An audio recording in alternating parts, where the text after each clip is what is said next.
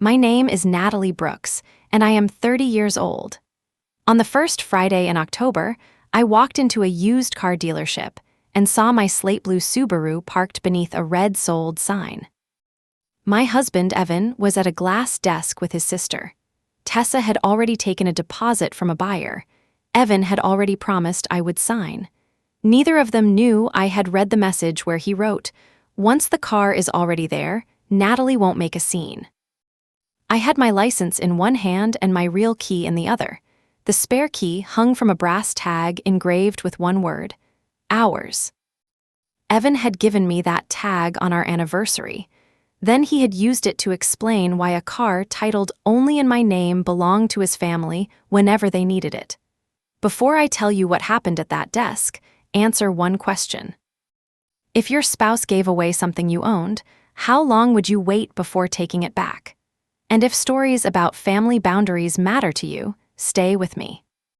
4 weeks earlier, I still believed my marriage had a communication problem. I did not understand that it had a permission problem. Evan and I lived in Beaverton, Oregon, in a 2-bedroom townhouse with a garage and a kitchen that never got enough afternoon light. We had been married for 5 years, and he worked in commercial insurance. I coordinated renovation projects for a regional grocery chain.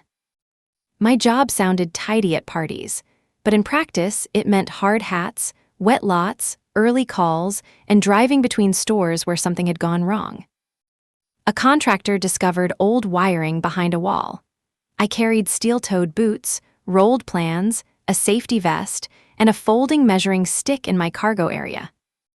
The Subaru was not glamorous. It was 6 years old, had a faint coffee stain beside the cup holder, and made a soft rattle when the rear seats were folded down.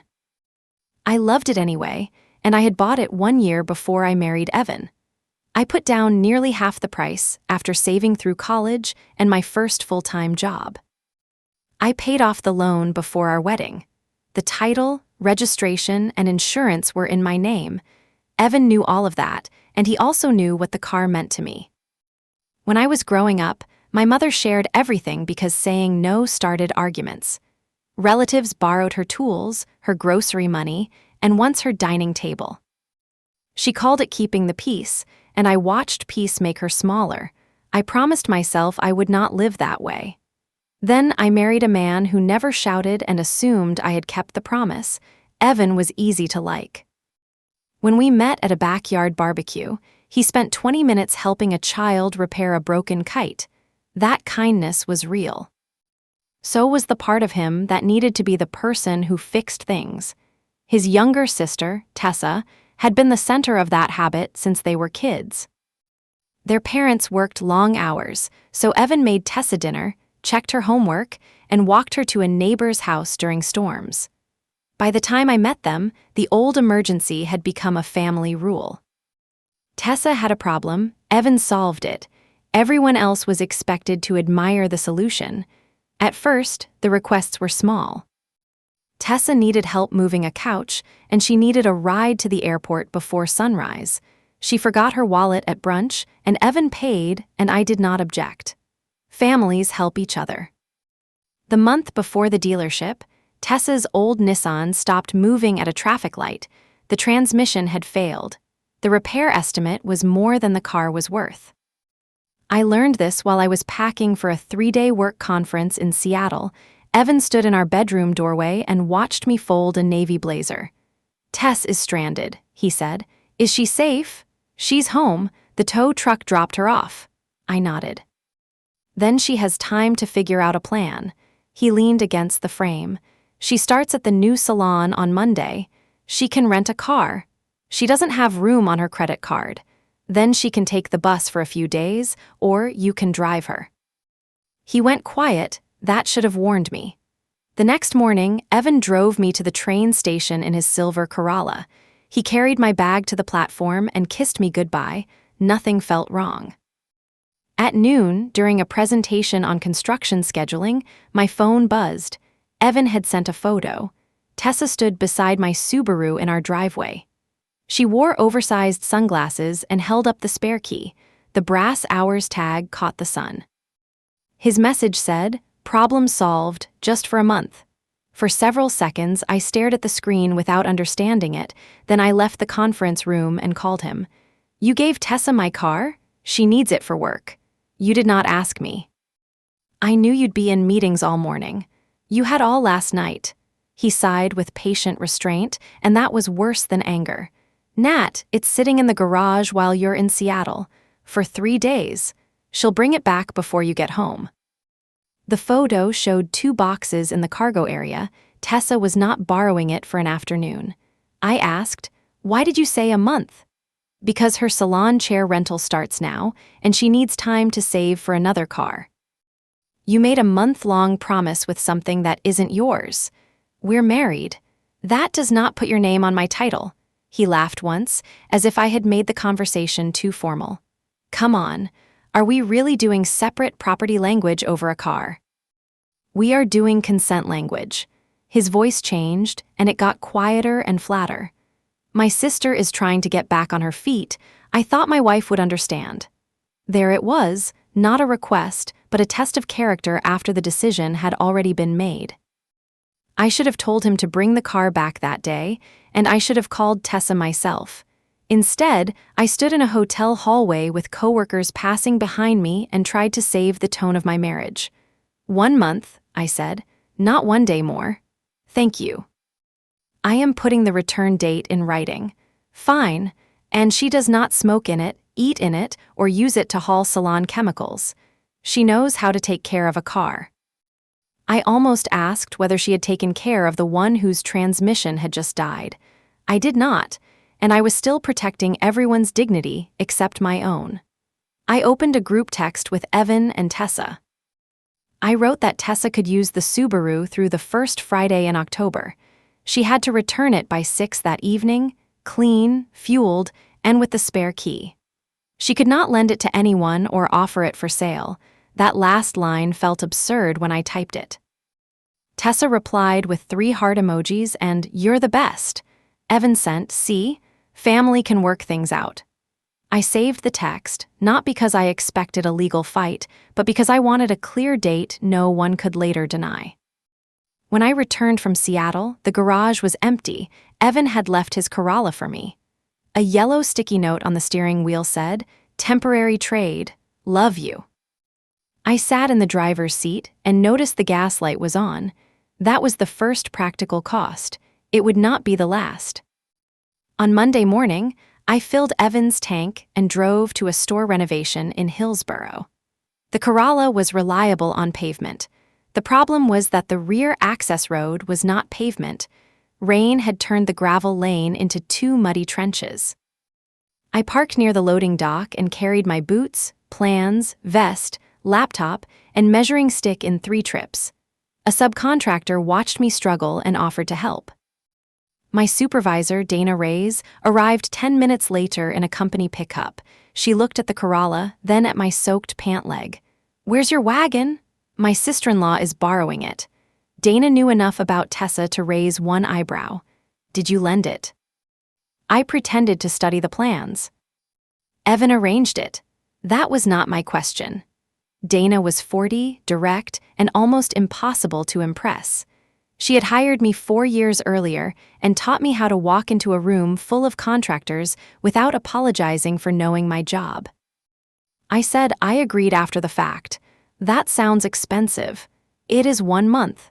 She did not argue. She handed me a spare rain jacket and said, "Then count the days." That evening, while Evan chopped onions at the kitchen counter, I told him the temporary trade was affecting my job. A flat can happen to any car. The Subaru has all-weather tires and my equipment. So move the equipment. Tessa took it out. His knife stopped. "What do you mean?" "My vest, boots, and plans were in the garage when I got home. She removed everything. She probably needed the space. She did not ask." He started chopping again. "I'll talk to her." I waited. "Tonight?" "Yes, tonight." He never called her, at least not where I could hear. The next day, Tessa posted a video from the Subaru, and I saw it because she had tagged the salon. Her phone was mounted on the dash. Music played while she talked about her first week at a new chair. Behind her, Cardboard boxes were stacked almost to the roof. One box had a red diamond label on the side. It held hair color developer. Another box was open, and several bottles rolled when she turned. I called her and she answered through the car speakers. "Hey, lifesaver. Are you driving? Hands free. Pull over." "What? Please pull over." She made a dramatic sound, then the road noise stopped. I asked, "Why are there chemical boxes in my car?" "They're sealed." "Our agreement said no salon chemicals." "I thought you meant open chemicals." "I meant all of them." "Nat, they're not going to explode." "That is not the point." She laughed softly. "You really love rules." "I love being asked." The line went quiet. Then she said, "Evan told me you were okay with this." "I am not." Okay, I'll unload tonight. And please return my cargo liner. It was not in the garage." "I folded it under the boxes." "Then put it back when you unload." "You got it." She said everything lightly. That was her gift. She could make a boundary sound like an odd preference she had graciously agreed to humor. The next morning, I found a parking citation in my email. The car had been left in a loading zone outside the restaurant.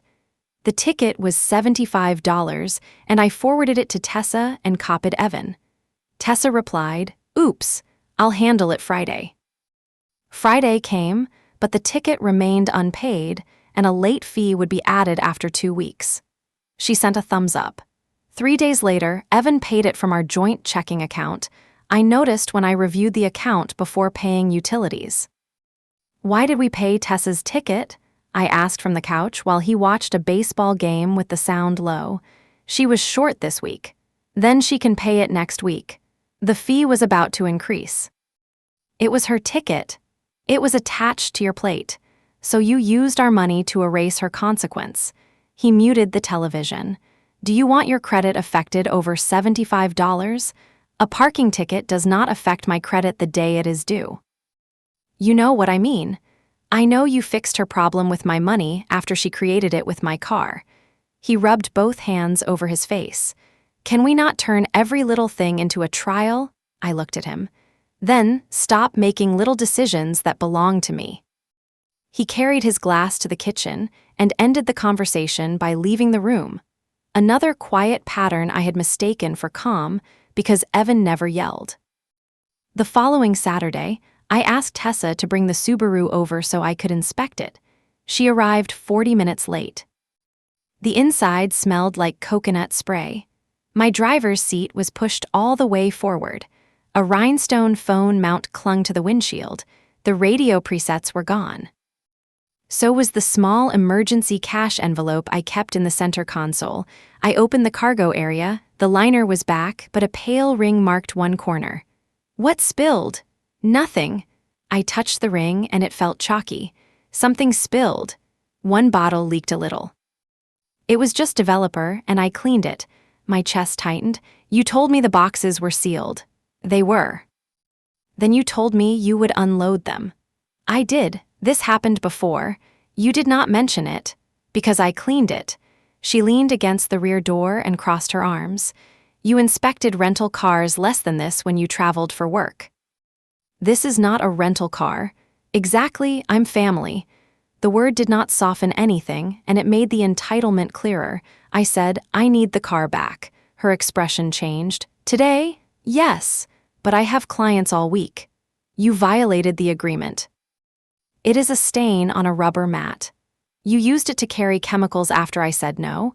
"You got a ticket. You did not pay it. You removed my equipment. I am done." Tessa looked past me toward the townhouse. Evan stepped out of the garage. I had not called him, and she had. He walked over with both hands open, like a mediator entering a dispute. "Let's slow down. I am taking my car back. Tess has no other way to get to work." "That is not a reason to keep mine." He glanced at the cargo liner. "This comes out with soap. The stain is not the whole problem." Tessa's eyes filled, but she did not cry. She only made sure Evan saw that she might. "I knew this was too good to be true," she said. Evan turned to me. "You gave your word. I gave permission with conditions." "She is trying." "At what?" "Seeing which conditions do not matter." His jaw tightened. "Nat, I need you to think about the position you're putting me in." I almost laughed. "The position you're in?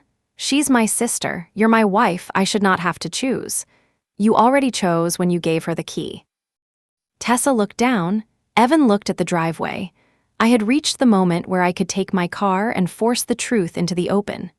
Instead, I saw my husband's face and got scared of what the truth might cost, so I made my mistake. I said, "One more violation, and it comes back immediately." Tessa exhaled. Evan's shoulders dropped. He hugged me as if I had solved the conflict. I stood stiff in his arms and understood that my surrender felt like peace only to the people who benefited from it. Tessa left with the Subaru, and the brass tag flashed once as she closed the door. Dana noticed my mood on Monday while we reviewed a construction schedule in her office. I read the same line 3 times. "How many days?" she asked. "Until what?" "Until your month is over." 17, she nodded. "And what happens then?" "I get my car back." That was not what I asked. I set down the schedule. Dana said, "What happens if they do not return it?" I had no answer, and she leaned back.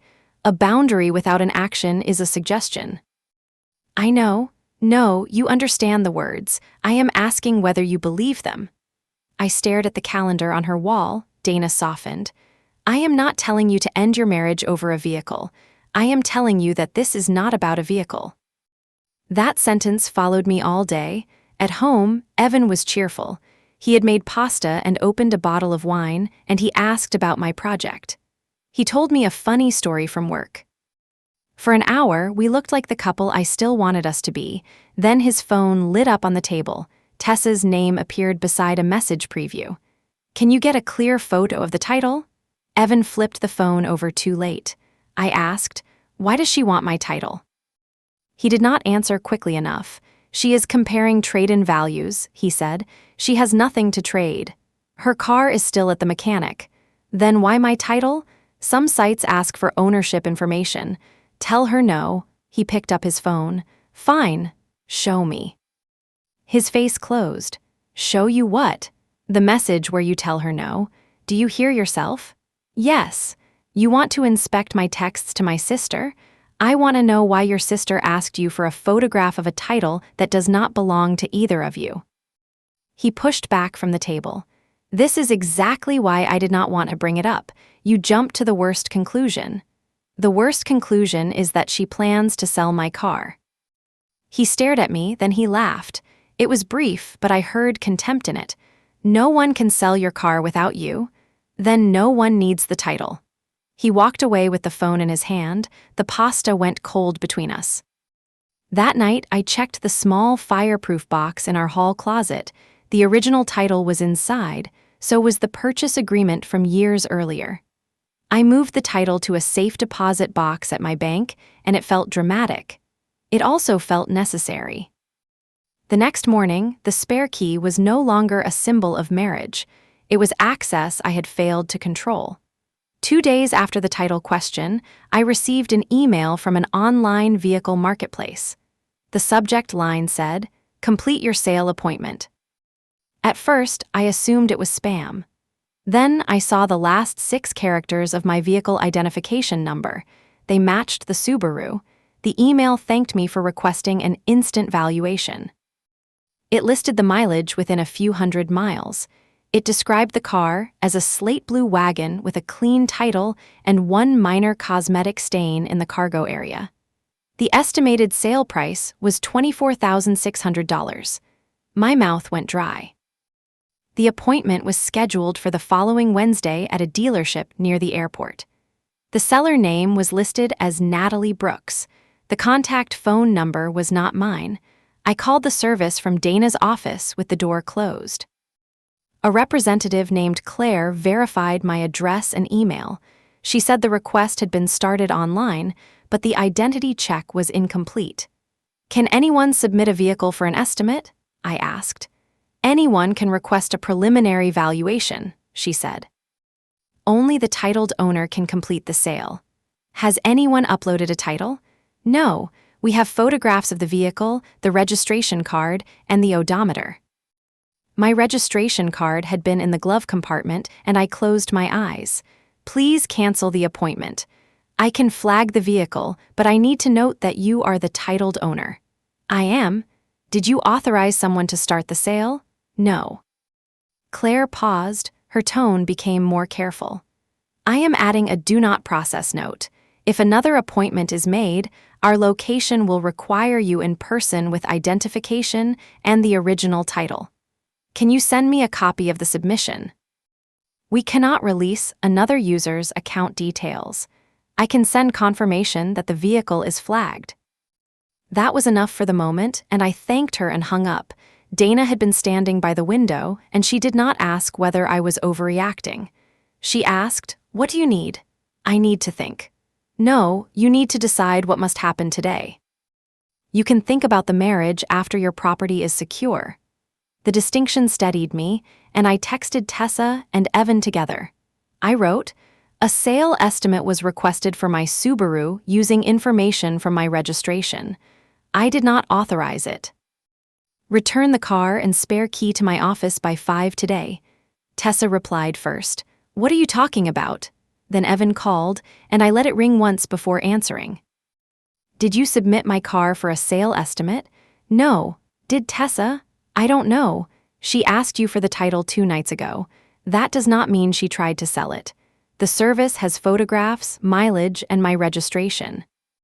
Maybe she was checking what it was worth. That is a sale estimate. It's an estimate, Nat, not a sale. Bring me the car. I'm at work. Then tell Tessa to bring it. She has clients until 7. She can cancel one. His breath came hard through the phone. You are blowing this up. Someone used my name to prepare a sale. No one forged your signature. That is your defense. I am saying nothing happened. Something happened. They just failed to finish it. He went quiet. I said, 5 o'clock. I can't promise that. You are not the person who gets to promise it. I ended the call. At 4:40, Tessa texted that she was on her way. At 5:20, she still had not arrived. At 5:30, Evan walked into my office lobby alone. He carried a paper cup of coffee for me. He always brought coffee when he wanted a conversation to start gently. Dana saw him through the glass wall, and she looked at me. I nodded, and she returned to her desk. Evan set the cup down. Tess got stuck with a color correction. Where is my car? At the salon. Where is she? At the salon.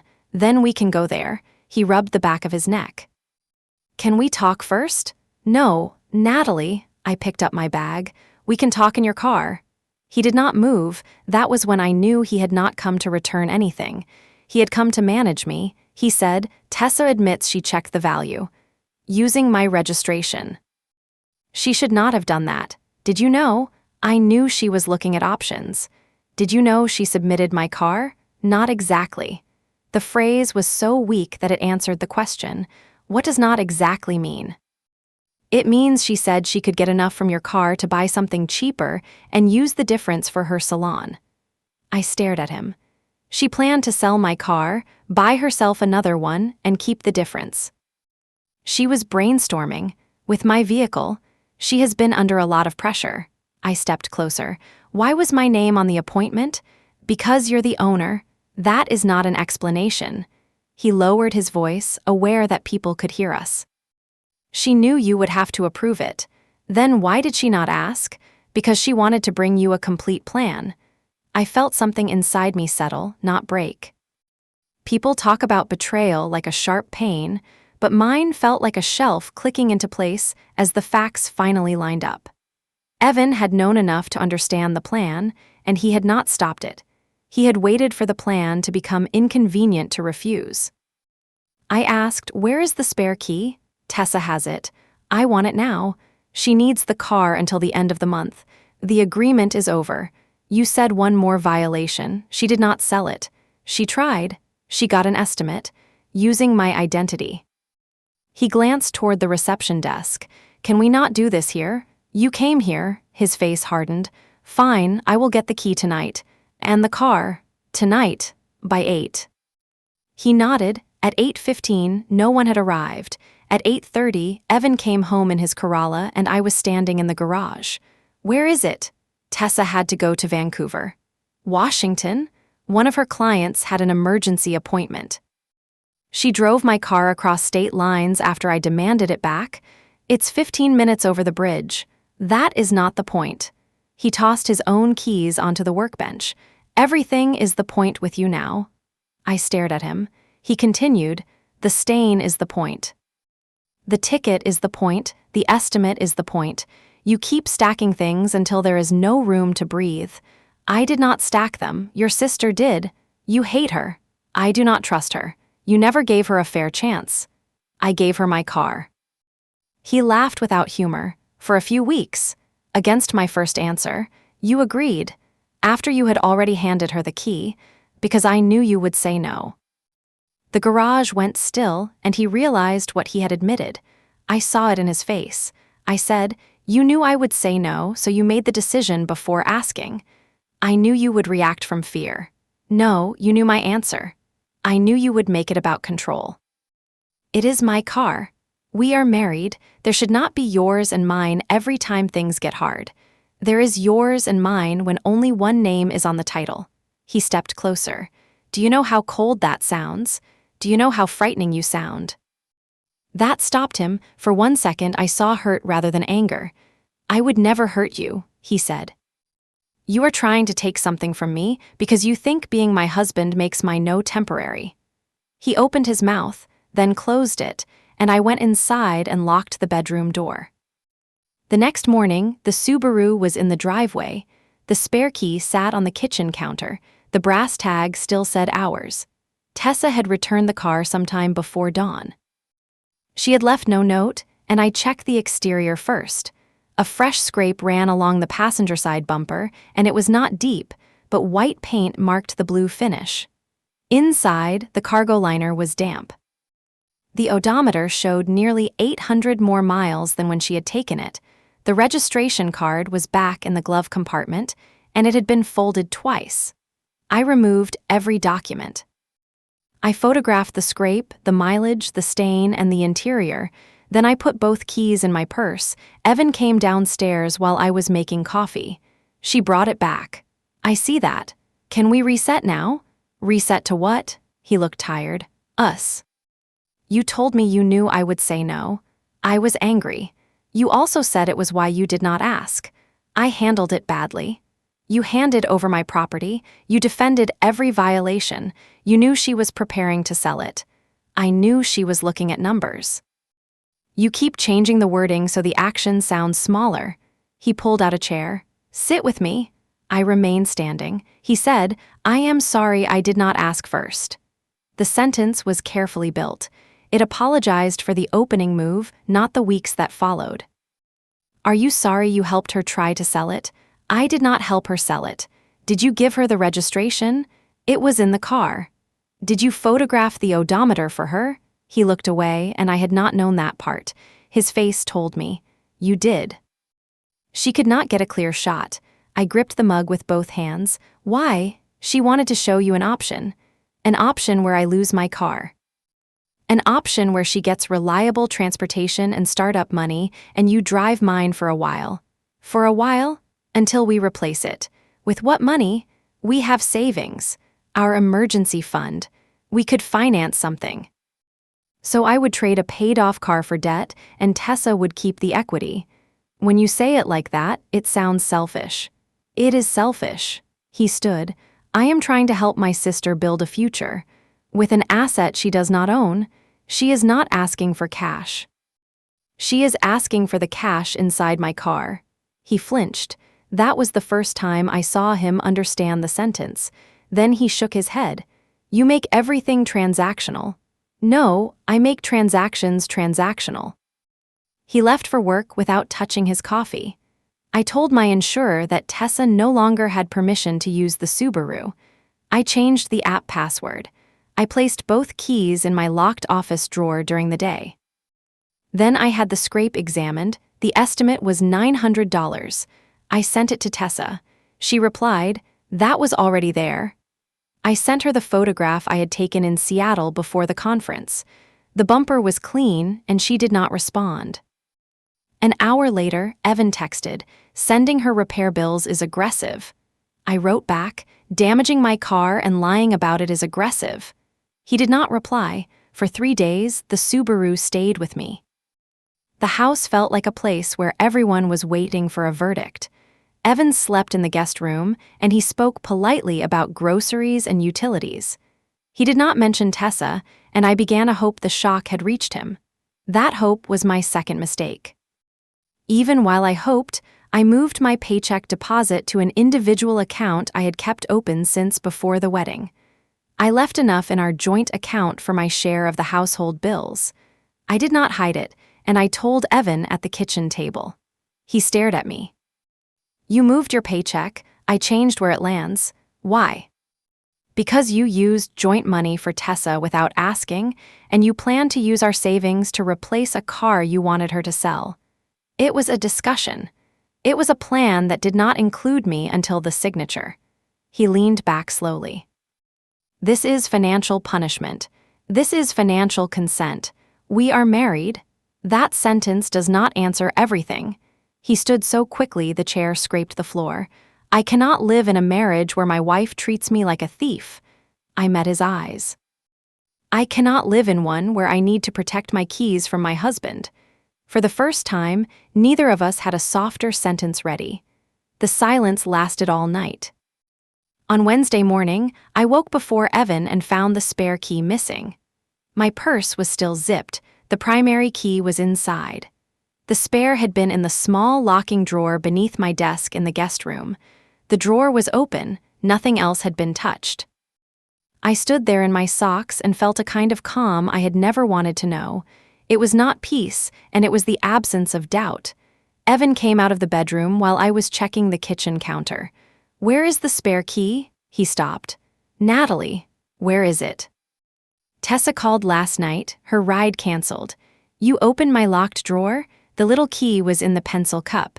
That drawer was locked because of you." He looked offended. "Do you hear how that sounds?" "Yes, it sounds accurate. She needed to get to work. Then you could have driven her. I had an early client meeting. So you stole access to my car. I borrowed a key from my own house. The key is mine. The car is parked in our garage. You knew I had revoked permission." He folded his arms. "You cannot strand my sister to prove a point. I did not strand her. Her transportation is her responsibility. She is trying to build something. And I am trying to keep the thing I already built." He glanced away. I asked, "Where is the car?" "She took it an hour ago." I reached for my phone. "What are you doing?" "Calling her." "Do not threaten her. I am telling her to return my property. If you call the police on my sister, we are done." The words landed between us, and I had not mentioned the police. He had, and he knew exactly how far he had crossed. I said, "Then call her yourself and tell her to return it by noon." He looked at me for a long moment. "I will talk to her. Now, after my meeting. Now, Evan." His jaw worked, then he took out his phone and walked onto the patio. I could hear only his side. "Hey." Change of plan. A pause. "No, I know." Another pause. "She is standing right here." He lowered his voice. "No, do not do anything yet." I stepped toward the door and he ended the call. "What does yet mean?" "It means do not leave the salon until we sort this out." What was she going to do? Nothing. What was she going to do? He moved past me. "I have to go." I blocked the hallway. Was she going to take it to the dealership? His eyes flicked toward mine. That was enough. I grabbed his arm. Not hard, but he looked down at my hand as if I had become the aggressor. "Move," he said. I let go, and he picked up his briefcase and left. I called Tessa, and she declined the call. I texted, "Do not take my car anywhere except my office. Return it by noon." She read the message and did not answer, and I opened the insurance app. The Subaru was at her salon, and I could have gone there immediately. I could have used my primary key and driven away. Instead, I stood in the kitchen and looked at the shared tablet on the counter. We used it for recipes, streaming, and household lists. Evan's messages had synced to it for years. I had never read them. Privacy mattered to me. Then a notification appeared. Tessa, he says hold off until Friday. Is she finally going to sign? I touched the screen, the message thread opened. I did not scroll through years of their conversations, and I did not search for gossip. I read the exchange about my car, and it began the night before I left for Seattle. Tessa had written, "If she says no, what am I supposed to do?" Evan replied, "Let me handle Nat." A few minutes later he sent, "Take it while she is gone. Once you have it, she will not make you bring it right back." Tessa answered, "You know her better than I do." The brass tag appeared in a photograph. Evan had taken a picture of the spare key on our kitchen counter. His caption said, "Marriage finally makes this thing useful." I kept reading. A week later, after I objected to the chemical boxes, Tessa wrote, "She acts like I borrowed the crown jewels." Evan replied, "She gets territorial. Just keep it clean and wait her out." After the parking ticket, Tessa asked whether he could cover it. He wrote, "Done, do not tell Nat until after the bill clears." After my attempt to take the car back, Tessa wrote, "She almost stranded me." Evan replied, "I got her down. You have until the agreed date." Then came the sale plan. Tessa had found a used compact car for $8,000. She wanted the Subaru's value to fund that car and the security deposit for a private salon suite. She wrote, "If we show her the full math, she might go for it." Evan answered, "She will focus on the title and say no." Tessa asked, "Then what?" His reply was the sentence I saw in the cold light of our kitchen. "Once the car is already there, Natalie won't make a scene." Tessa sent a laughing emoji. Evan continued, "Get the valuation, line up the buyer. I will bring her in and make it feel like the last step, not a new decision." My hands began to shake, and he had not been reacting badly to a series of accidents. He had been following a strategy. Further down, Tessa asked whether she could accept a $1,000 deposit from a coworker's cousin who wanted the Subaru. Evan wrote, "Only if he knows the sale depends on Nat signing." Tessa replied, "I told him my sister-in-law owns it and is fine with the deal." Evan sent, "Good, she will be." There was more. He planned to tell me that keeping the Subaru was selfish because we could share the Corolla. He planned to describe my emergency fund as family money. He planned to remind me that Tessa had cried at our wedding and call that loyalty. He had prepared arguments for my feelings before I knew there was a decision. I took screenshots and I emailed them to my work account. I saved copies in a new folder with the vehicle estimate, my registration, the repair quote, and our group text. Then I turned off message syncing and I sat at the kitchen table for a long time. The worst line was not the one about making a scene. It was, "I got her down." My husband had described calming me as if he had pressed a lid onto a boiling pot. My distress was not information to him, and it was pressure to contain. At 11, I called Dana. I read the messages. "Are you safe?" The question startled me. "Yes." "Does he have access to your money?" "Not my new account." "Does he have access to your work email?" "No." "Do you have somewhere to stay?" "I have not decided to leave." Dana was quiet. I said, "I know how that sounds." "It sounds like you are making one decision at a time." I breathed out. She continued, "Secure the car, secure your documents, then decide what you want your life to look like. What would you do?" "I would not make my choice your excuse. You have spent a month letting other people choose for you." It hurt because it was true, and I drove Evan's Corolla to the salon. My primary Subaru key was in my pocket.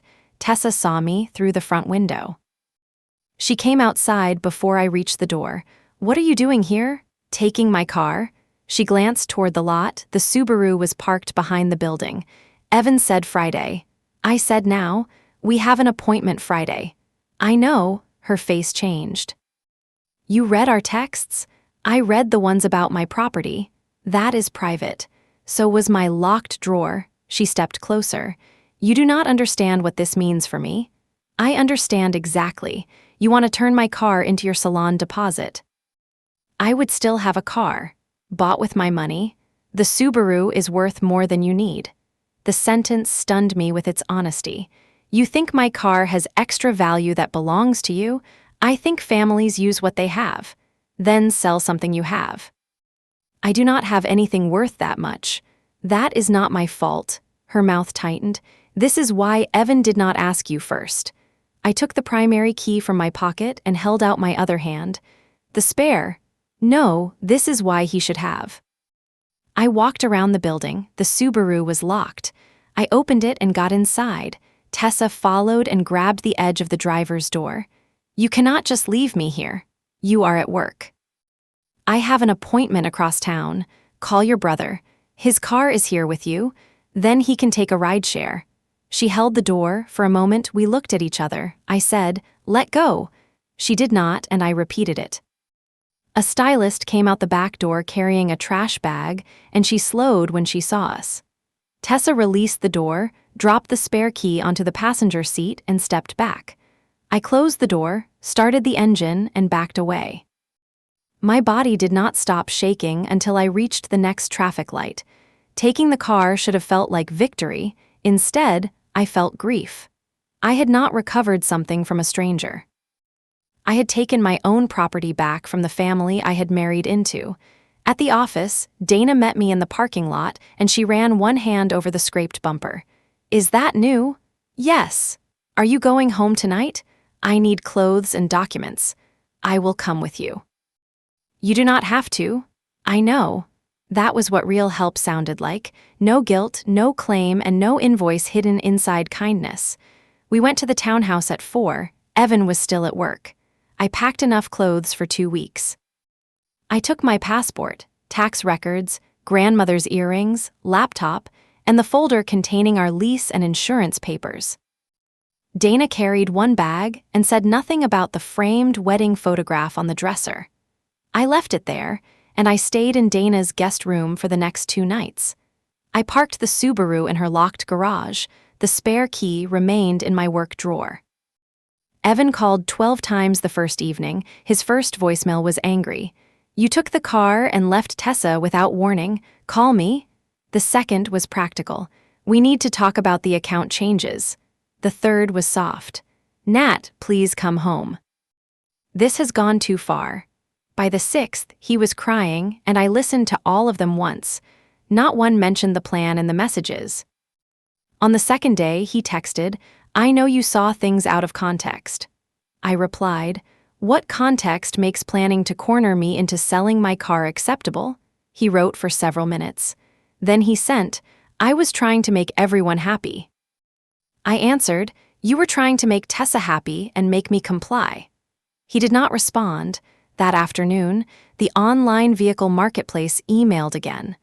A new appointment had been scheduled for Friday at a local partner dealership. The valuation had been changed to $23,800 after an in-person inspection request. The account still used my email, so the confirmation reached me. I called Claire again, and she remembered the vehicle. "I see the flag," she said. "The location has been notified. Can the appointment stay on the schedule?" She paused. "You want it to stay?"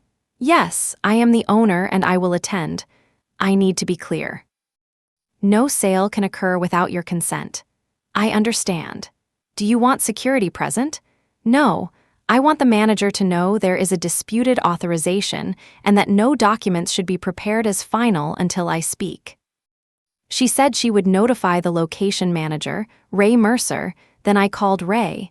He was cautious. That reassured me. I explained that my husband and his sister had submitted my car without permission. I said I had recovered the vehicle and would bring it myself on Friday. "Why bring it?" he asked. "Because they believe I will sign if everyone is waiting." "You do not owe them that meeting." "I know." "Then why come?" "Because my husband has spent a month telling me I will not say no in public." Ray was silent for a moment. "All right," he said.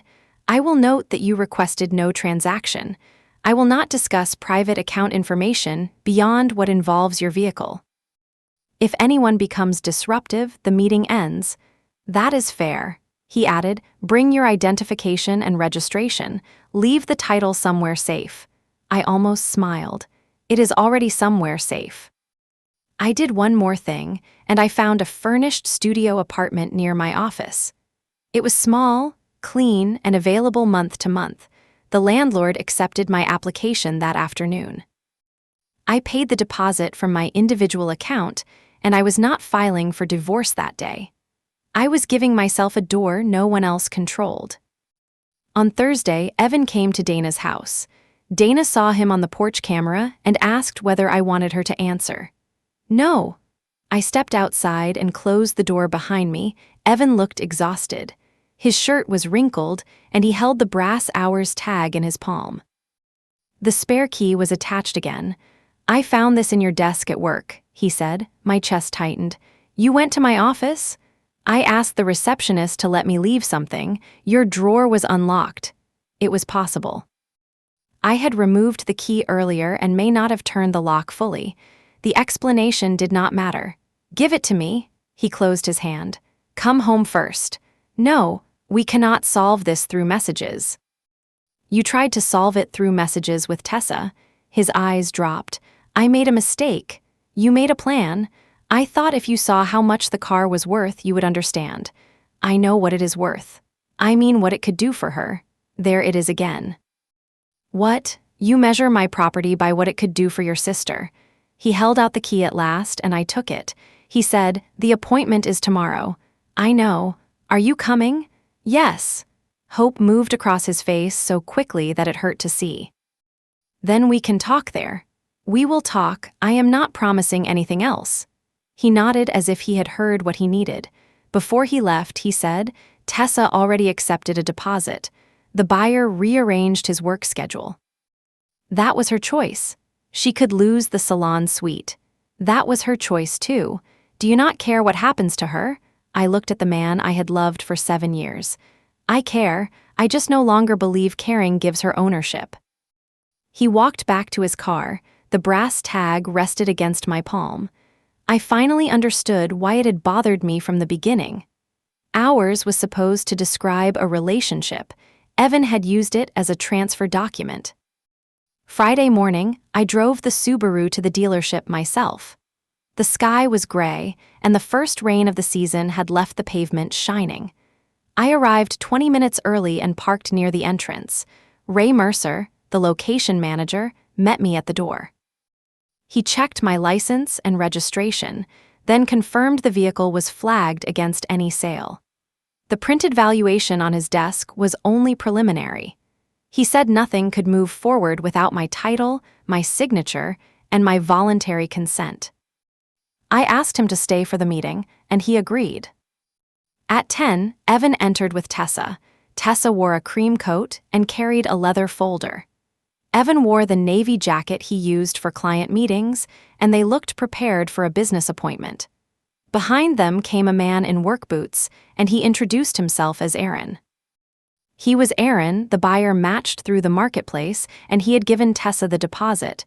You must be Natalie, beautiful car, I said. It is not for sale. His smile disappeared. Tessa stepped in quickly.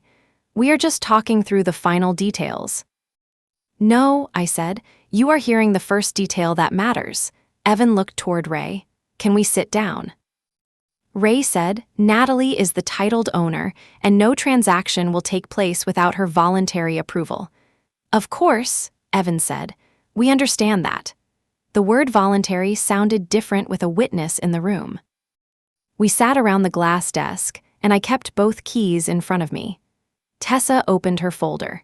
It held a typed budget for the salon suite, a printout for a used hatchback, and a copy of the preliminary valuation. She had divided my Subaru into 4 columns: replacement car, salon deposit, equipment, and emergency cushion. At the bottom, she had written, remaining balance, 0. Every dollar of my car already had a job in her life, and she slid the page toward me. I know this got messy, she said, but look at the numbers before you decide. I have decided. Evan leaned forward. Nat, please, we came here because talking at home stopped working. Talking at home stopped working because you kept treating my answer as a delay. He glanced at Aaron. Can we keep this respectful? Aaron shifted in his chair.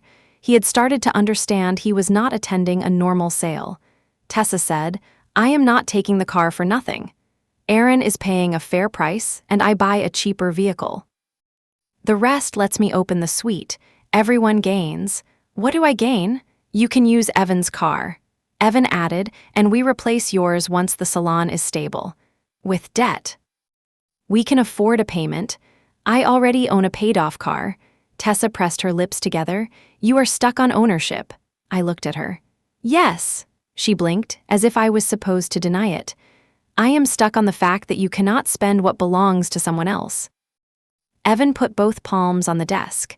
No one is trying to steal from you. I took out my phone. You told her to take the car while I was away because I would not make her return it. His face went still. You read private messages. You wrote private plans about my public signature. Tessa looked at him. You said she only saw part of it. I saw enough. I placed printed screenshots on the desk. Ray did not read them. Aaron did. His eyes moved over the line about the deposit. He turned to Tessa. You told me she had agreed. I said she would agree. You said she was fine with the deal. She was supposed to be. Aaron sat back. Evan lowered his voice. Nat, what do you want from this? The same thing I wanted a month ago. My car, my key, and a husband who understands that no is not an opening offer. I said I was sorry. You apologized for not asking first. Then you opened my locked drawer and gave the key back. Because Tessa had to work. You keep explaining the betrayal as if the need cancels it. Tessa's eyes filled again. I knew you would humiliate me. I shook my head. I did not bring a buyer here. I did not take his money. I did not create a budget from someone else's property. You could help me and you choose not to. I helped you for a month. You made every day miserable. I asked you to follow 3 rules. You inspected the car, you tracked me, you sent me a repair bill. Because you damaged it. It is a bumper. It is my bumper. Evan pushed the screenshots away. This is not how a marriage works. I looked at him. Then tell me how it works. He glanced at Tessa, then back at me. You are my wife. What you have is supposed to help my family. The room went quiet. There it was, not our family, but his family. His wife was a category of resource. His sister was the person the resource served. I unclipped the spare key from the brass tag. The metal ring made a small sound against the desk. I placed the empty tag in front of Evan. I was your wife, Evan. I was never your family's inventory. He stared at the word ours, and I put the spare key beside my primary key. Then I turned to Ray. I am withdrawing the vehicle from every inspection, listing, or sale request connected to this appointment. Please note that no one except me has permission to submit it again. Ray nodded. Done. I turned to Aaron. I am sorry you were misled. I did not receive your deposit. He looked at Tessa. I sent her $1,000. Tessa said, I can return it next week. No, he said, you can return it today. I paid the salon deposit. That is not my problem. The sentence was not dramatic and it was simple. That made it sharper. Tessa looked at Evan. He reached for his phone, and I knew that movement. He was about to solve her problem. Do not use our joint account, I said. His hand stopped. You moved your money. I left my share of the bills. Nothing else is available for this. Tessa's voice rose. You are doing this to punish me. No, I am refusing to pay for what you did. She turned to Evan. You promised. He looked from her to me. For the first time in their old pattern, there was no painless solution. Helping Tessa required him to use his own money, face his own bills, or tell her no. He said, I do not have 1,000 available today. Tessa stared at him. Aaron stood. I want it by 5. If I do not have it, I will file a report and take you to small claims. Ray opened the office door. This meeting is over. Aaron left first. Tessa gathered her papers with shaking hands. The budget page slipped to the floor, and I picked it up. For 1 second, I considered tearing it. Instead, I gave it back. You should build your future, I said, just not by selling mine. She snatched the page and walked out. Evan remained seated. The empty tag lay between us. Was this your plan? He asked. Bring everyone here and make me look like a monster? My plan was to say no where you could not translate it into maybe. I would have listened at home. You did not.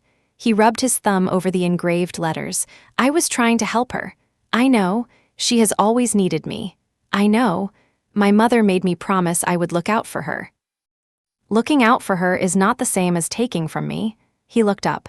You could have given us one chance to fix it. I gave you a month. After today, she may lose the suite. Because she spent a deposit she got by lying to a buyer. And what happens to us? The question hurt more than I expected, and I wanted to reach across the desk. I wanted to tell him we could go home, order takeout, and turn the last month into a story we survived. But home had become the place where he searched my locked drawer. I said, I signed a lease on a studio. His face emptied. You are leaving me over a car. No, I am leaving because you believed marriage made my no less important than your promise to your sister. You did not even tell me you were looking. You did not tell me you were planning a sale. He winced. I continued, I moved my clothes and documents. I will pay my share of the townhouse rent through the end of this month. After that, we need to decide who stays, or whether we both give notice. So that is it? It is separation. What happens after that depends on whether you can admit what you did without calling it help. He looked at the empty tag again. I love you. I believed him. That was the hardest part. I love you too, I said. But love that requires access is not trust. I stood and gathered my keys. He asked, Can I call you? You can email about bills and the lease. I am not discussing Tessa. She is my sister, and I was your wife. The word was past tense because I needed him to hear the direction, even though no court had ended anything yet. I walked out of the office. My Subaru waited under the red-sold sign someone had forgotten to remove. Ray followed me outside and pulled the sign from the windshield. Sorry about that, he said. I looked at the empty space where it had been. So am I. I got into the driver's seat. My boots were in the cargo area. My vest was folded beside them. The car smelled faintly of coconut spray, but it was mine to clean. I started the engine and drove to my new apartment. That evening, Tessa returned Aaron's deposit. I know because Evan emailed me a screenshot of the payment and one sentence. She handled it. I did not answer. The salon owner kept Tessa's reservation deposit after she failed to sign the lease. She stayed at the shared salon and took the bus for several weeks. Eventually, she bought an older compact car with a small loan in her own name. No disaster followed. That mattered. For a month, Evan had spoken as if refusing my car would destroy his sister's future. It did not, and she was inconvenienced. She paid for choices she had made, then she found another way. The world did not end when I stopped cushioning her. Evan remained in the townhouse. I paid exactly what I had promised and nothing more. Evan later asked for counseling.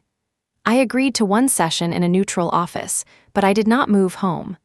There, he admitted he had spent years confusing rescue with love.